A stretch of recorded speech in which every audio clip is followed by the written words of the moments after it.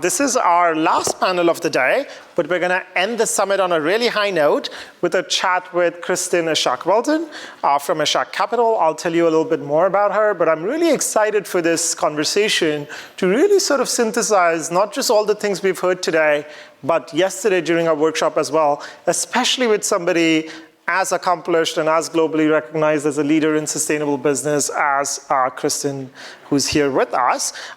She has recently founded her own company to advise investors on the energy transition, but she's had a very interesting career, a long-spanning career related to different sustainability topics. Prior to this role, she was the global head of sustainable investing for BlackRock Alternatives investment platform. So all the conversation about financing the transition, we're really excited to hear Kristen's thought on those, where she was responsible for BlackRock's firm-wide sustainable investing strategy. And what's interesting to me is the wide variety of sectors, from real estate to infrastructure to hedge funds to private equities, as well as credit businesses. And then not just this, but she also has broader experience in sustainable investing, including one of the very interesting and cool things to me, to start a venture capital fund to invest in sustainable food production, as well as to help advise investors about their entire sustainability portfolio, right?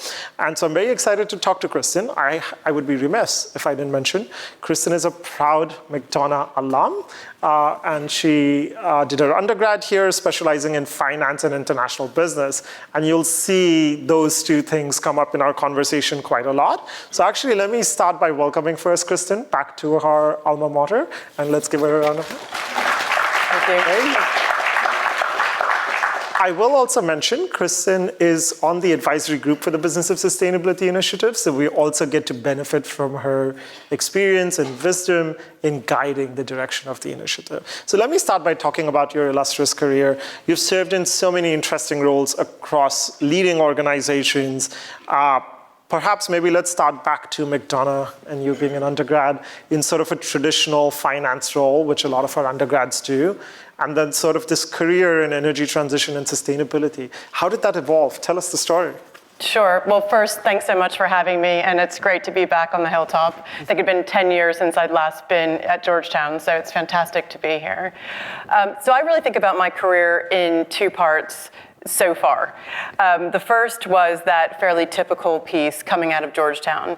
I don't think it was odd to go to New York, start at JP Morgan, and I started in commodities, actually, and instantly fell in love with the space. I loved that you could touch and feel the underlying. So I'd done a little bit of time in interest rates, been in FX, and found that that was quite boring because it wasn't real. So I loved seeing the practical part of what I was doing every day, on my walks around New York City. And then I was fortunate enough to move to London and took a broader role with JP Morgan and then moved to Blackstone, where Blackstone was a pretty new private equity firm at that point in time, not the $1 trillion AUM behemoth that it is today, and was able to run commodity trading and commodity investing across pretty much the entire firm. So worked in liquid areas, then moved into private equity, credit, and got exposure to infrastructure as well. And after about 14 years there, I started to feel a little bit differently. I thought this is a sector that doesn't really make sense to continue to just be, in trading parlance, long. So how can I think about some of the challenges that are coming into this space, and how can I redirect the second half of my career? So 18 years after leaving McDonough, I went to London Business School and did a mid-career master's in strategy and leadership.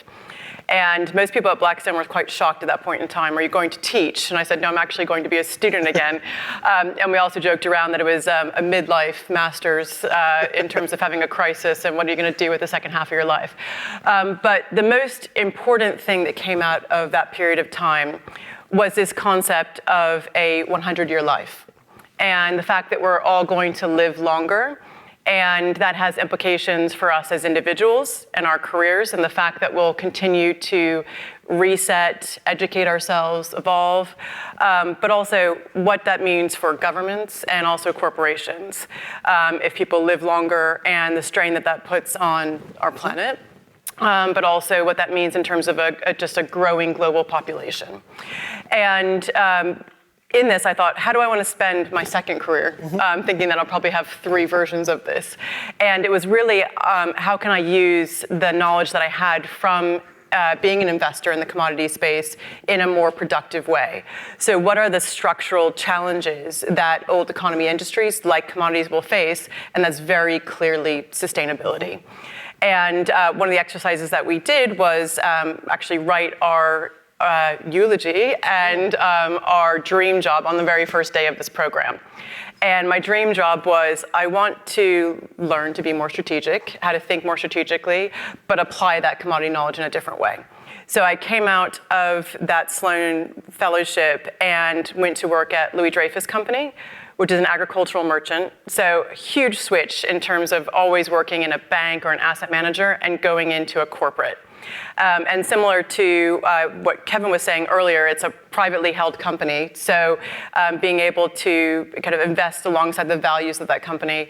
But that's where I started to invest in ag tech and food tech, and think about early stage investing for the first time, but also got that exposure to the sustainability investment ecosystem for the very first time. And as I left Dreyfus 2.5 years later, I thought, I want to stay in this space. So that's what took me to BlackRock, and then now to this broader investment consulting role. And I think the one thread that ties all of this together is this idea that's instilled in you here at Georgetown, which is this idea of men and women in service to others. And I feel that sustainability is a big part of that. So how do we give back for all that we've taken from this planet to make sure that there's a sustainable legacy, whether it's a company or as individuals, for next generations? Great.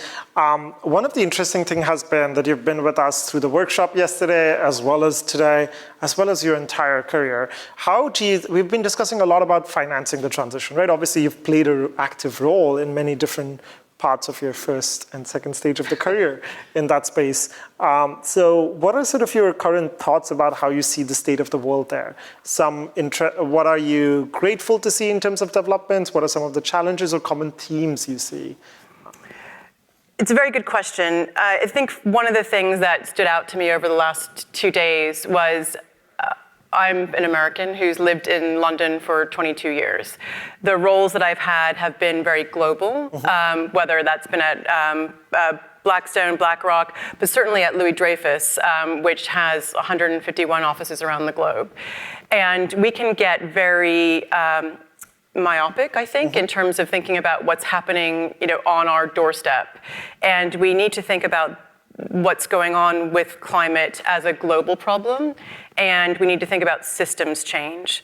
So it's how the actions that we take affect other parts of the ecosystem.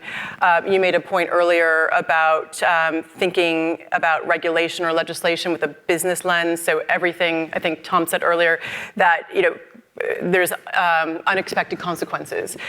So I think that's one of the things that really stood out to me over the last 2 days, is that we need to think about this as a complex problem with many different parts of the picture, and we need to think more as a system to really propel more finance into this space and move this solution provision forward. Yeah, and actually that's very interesting, just on the topic of even regulation, right? So I have the pleasure of working on topics. I'm in an American business school, right? But I have collaborators across Europe as well. And so when we work on sustainability, but looking at these different stakeholders, the problems sometimes or the motivations are very different. We were briefly sort of discussing this. In the US context, we rarely have much federal level regulation, apart from Inflation Reduction Act that we've been hearing about a lot today. So in that context, it's more about thinking about how as a company I respond to this, right? And it tends to be more like subsidies and sort of the carrots of the world. And then whereas in Europe, the regulation is sort of more top-down, and that's where the point I made about thinking about how businesses will respond to it and whether it will make the regulation more effective or not comes up. So that sort of, to your point, is so interesting because there might be very different motivations or types of regulations that happen, and then being able to work across the globe, as you have, and having that global perspective makes us a better decision maker in terms of making the business case for sustainability. Absolutely. If I may refer to the Corporate Sustainability Reporting Directive in Europe. I think many in Europe felt a bit jealous of the IRA here, and they were having to deal with this new directive called CSRD, which is thinking about the implications of your business on all different parts of the ecosystem, from energy usage to nature and biodiversity. And in my last role, I was consulting around a natural capital strategy. And so I was encouraging our portfolio companies and even corporates who are our investors to think not about CSRD as a risk and how am I going to be compliant with this regulation, but actually how can I think about this as an opportunity? And I think in a way that makes me very American, but it's how do we think about biodiversity data and how can you commercialize some of that, which has been a big topic this week at COP16. How do we think about the new businesses and innovations and models that need to come up to fulfill this regulatory requirement? Yeah. So it's a way of thinking as well as responding. Yeah, so I'm going to quote Shafak here. This is music to my ears.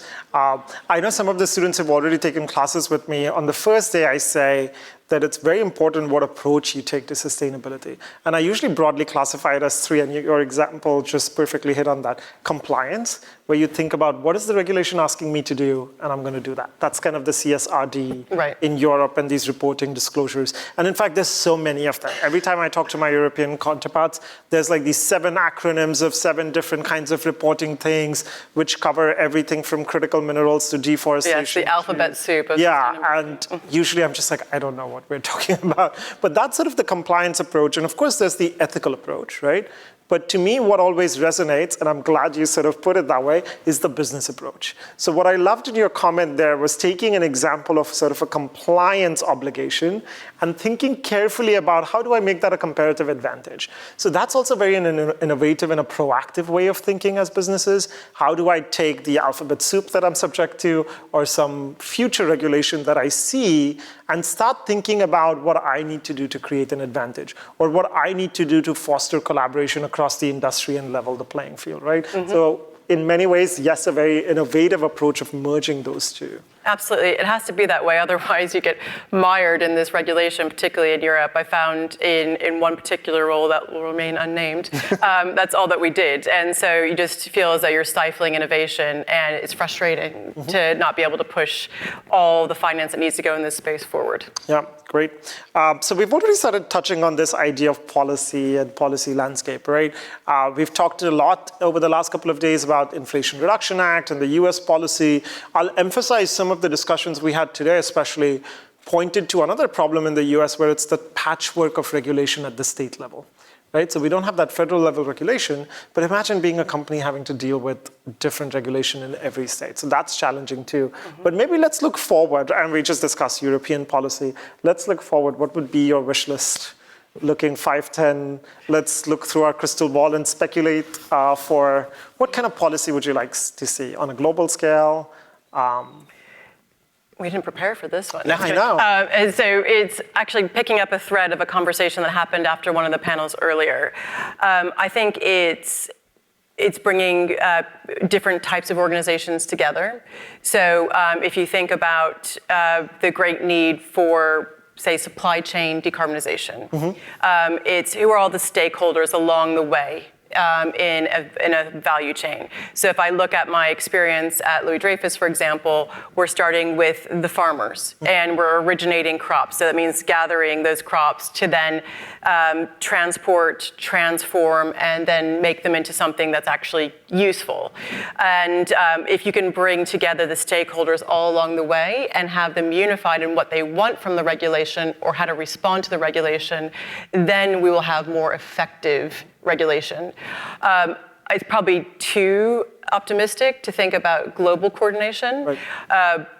Again, with my UK lens, we are responding in the UK to the mistakes that Europe has made on something called SFDR, and you don't have that ability to do that here. But at the same time, if you take a small country like the UK, we've done really amazing things around something called biodiversity net gain, which is supporting 110% minimum net increase in biodiversity if you pursue a new development, or real estate, commercial, or residential development. You have to improve the biodiversity. And we can do that in the UK because it is a small country. Maybe we could do it here in the US on a state-by-state basis, and then eventually it becomes a federal level type regulation. So I think I'm optimistic about more coordination, slightly pessimistic about that happening on a global level, and cautiously watching the events of the next few days, obviously here. Yeah. One of the interesting parts to me is sort of that transition from the typical finance roles and the energy transition to the food tech and the ag tech and the natural capital, which you just touched on a little bit with the biodiversity. To me personally, that's a very exciting and interesting topic. That is one which many organizations we talk to in the US want to know how to do and how to do better, including lenders and banks. But tell us a little bit more about, even though they seem like different areas, I'm sure a lot of the things and experiences you had in the first part of your career translated to this food and ag tech and natural capital. I'd love to hear Absolutely, more. they do. So I had the benefit of working across the entire commodity landscape in the first half of my career. So I grew up in Houston. I was always around oil and gas. And I even still sit on the board of an energy merchant, which is an active trader in gas and power. And then I got to spend time in metals and in the agriculture space. And so working at Dreyfus and really being at the sort of farm level and seeing the efficiencies that needed to happen and sort of the force majeure that then occurred during COVID, for example, of getting food to actual tables was quite an interesting experience and really informed the way that I was going to invest going forward. Natural capital is slightly different. I think I had this moment about 3 years ago where I thought, we're not even addressing a significant part of GHG emissions. Mm-hmm. So depending on how you look at it, about 23% of overall global emissions come from the agricultural space. But if you take the whole value chain, so actually getting the food to your table, so the logistics aspect of it, it could be up to about 35%. That's a very significant piece that we're not addressing when we only talk about energy. Mm-hmm. And this is something that I was constantly banging on about at BlackRock. I think most people started to avoid me in the hallways as a result. But I thought we needed to find a solution to invest in the space. And natural capital was that. It was looking at forestry, looking at agricultural land, and even looking at oceans or blue natural capital, and how can we use those resources more effectively and efficiently to absorb carbon and not only reduce but actually remove emissions. But then there's lots of technological solutions coming out of that space which can enhance nature's ability to do that. And the thing that I think is so compelling is nature is here today, mm-hmm. right, and can provide that now. Whereas you look at a lot of these technology solutions and they're a bit pie in the sky, yep. to be fair. And they're also incredibly expensive. If you look at some parts of carbon capture or direct air capture, you're talking about price per ton at $250 up to thousands of dollars. Nature's free, right? And the carbon credits in the space are generally pricing between $8 and $20 a ton. And it's our responsibility to kind of shepherd that a bit more effectively so we can take advantage of that solution that's here and now so we can meet those interim goals. I think we heard a lot about 2030 today mm-hmm. and yesterday, so we can actually be on that pathway for 2050. Otherwise, we're absolutely not going to get there. The other piece that's super interesting is $44 trillion of global GDP is dependent on nature. Mm-hmm. So if you think about companies that you interact with on a daily basis, everything from chocolate and cocoa, as we heard about earlier, to medicines and cosmetics and other things, they all depend on nature. And so if nature goes away and that degradation continues and we have species loss at the rate that we've been incurring, those services will no longer be available. Mm-hmm. And you basically, again, thinking about it as a system, have that system breakdown. Yeah, and I will have to take that opportunity to make a plug for our last year's summit and workshop where Kristen, not planned, but made a perfect plug. And you can find the panels and sessions we had on YouTube from last year, but that was exactly our focus was around carbon offsets. And in fact, 3 weeks ago, we've published our white report on carbon offsets.